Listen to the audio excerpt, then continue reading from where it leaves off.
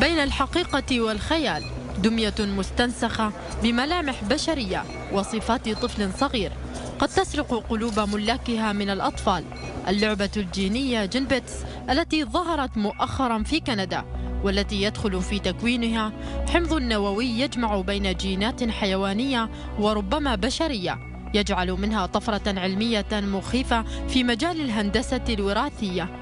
شعور الأبوة والمسؤولية يود أن يعيشه الأطفال مبكرا. من هنا تأتي رغبة الأطفال في اقتناء مثل هذه الدمى، إذ تتصف لعبة جينبيتس بأنها تموت وتنبت لها أسنان وتتنفس كالكائن الحي، ويبلغ سعرها $800، وقد تعيش لمدة 3 سنوات برعاية الطفل، وتموت في حال الإهمال والمعاملة السيئة مثل أي كائن حي، مما قد يؤثر في نفسية الطفل وشعوره بالفقدان.